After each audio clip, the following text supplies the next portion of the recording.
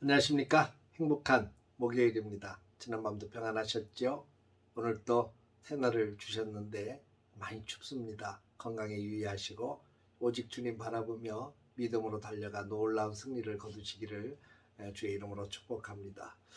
오늘은 이사야서 35장의 말씀을 통해서 하나님이 갚아주시는 날이라고 하는 주제로 함께 은혜를 나누도록 하겠습니다.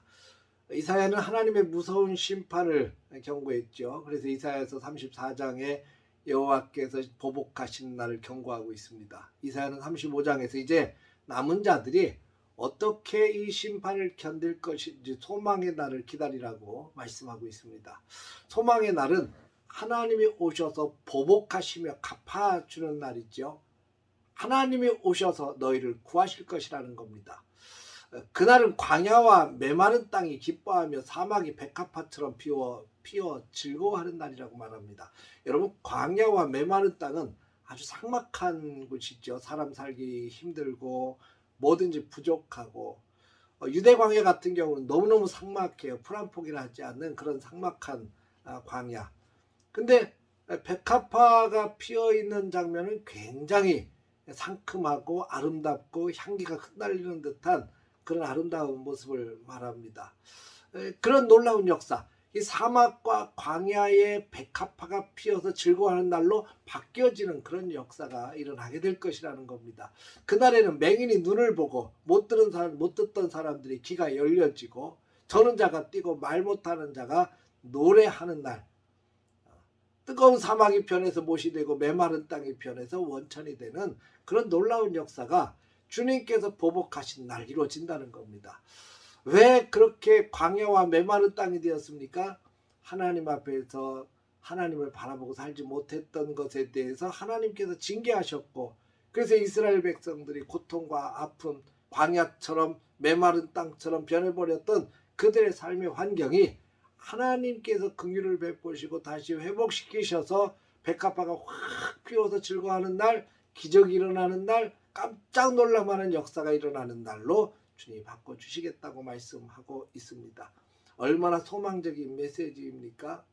사막과 광야에 큰 대로가 있으리라고 선포합니다. 그 길은 거룩한 길이죠. 깨끗하지 못한 자가 지나가지 못하고 오직 구속함을 받은 하나님의 택한 백성들만 지나갈 수 있는 길입니다. 거기에는 사나운 짐승이 올라가지 못하고 오직 구속받은 자 하나님의 백성들만 그 길로 행하게 될 것입니다. 하나님께 속량함을 받은 자들이 돌아와서 영원한 희락과 즐거움을 누리게 될 것입니다. 이사야는 임박한 멸망과 또 포로로 잡혀갈 백성들을 위해서 소망으로 위로해 주고 있습니다. 너희는 약한 손을 강하게 하며 떨리는 무릎을 굳게 하라. 겁내는 자들에게 이르기를 굳세어라. 두려워하지 말라. 보라, 하나님이 오사 너희를 구원하시리라. 이렇게 선포하고 있습니다. 여러분, 우리에게도 위로가 필요하고 소망이 필요해요. 하나님께서 터치하시는 날, 하나님께서 건져주시는 날. 이 시편 40편을 보면 다윗이 참 죽을 만큼 힘들었던 시절들이 많이 있었죠. 하나님 앞에 엎드려 기도하고 기다렸더니 마침내 하나님께서 나의 기도를 들으시고 응답하셨다. 기가 막힌 웅덩이와 수렁에서 나를 건져 올리셨다. 여러분, 우리가 살아가면서 기가 막힌 웅덩이와 수렁을 얼마나 많이 만납니까? 건강의 문제가 그랬고, 경제적인 문제가 그랬고, 자녀들의 문제가 그랬고, 사람들과의 대인관계가 그렇고, 목회자로서 목회하면서도 그런 기가 막힌 일들을 많이 당했죠. 그때마다 우리가 할 수 있는 건 아무것도 없어요. 팔 동동 굴러가며 오직 하나님 앞에 바라보고 믿음으로 기도하고 또 기도하고 기다리면서 기도하는 것밖에 없더라고요. 근데 하나님께서 마침내 들으시고 건져주시는 날이 반드시 오더라고요. 하나님께서 건져주시고 하나님께서 다시는 빠지지 않도록 반석 위에 두시는 역사적인 날이 반드시 오리라고 믿습니다. 이것이 소망의 날이고 하나님께서 보복하시는 날이고 하나님이 건져주시는 날이죠.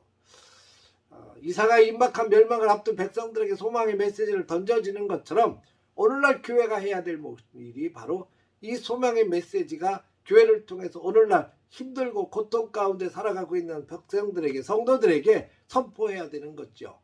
깜깜하고 절망적이고 기가 막히고 너무너무 힘들어하는 백성들에게 선포해야 되는 것이죠. 여러분, 대림절이 시작이 됐습니다.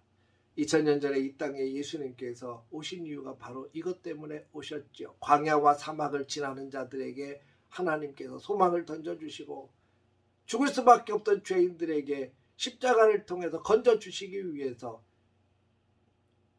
지옥의 구렁텅이에 빠질 수밖에 없는 우리를 건져주시기 위해서 주님이 이 땅에 오셨고, 그 왕 대신 주님이 이 땅에 오심으로 우리가 깨끗해졌고 구속함을 받았고, 그리고 우리 안에 구원의 기쁨, 은혜의 기쁨으로 채워졌음을 분명히 믿습니다.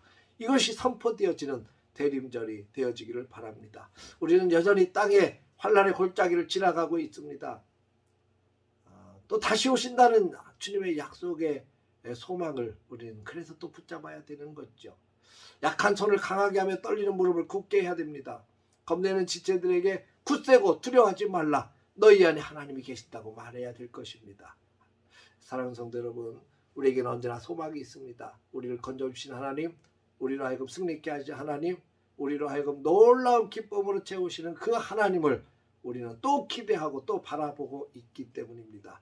오늘 또 그 소망 가지고, 그 복음의 능력 가지고, 오늘 또 복음의 능력 때문에 당황하지 않고 굳게 서서 승리하게 하옵소서. 함께 기도하며 하루를 힘있게 출발할 수 있는 저와 여러분들 되시기를 주의 이름으로 축원합니다. 할렐루야.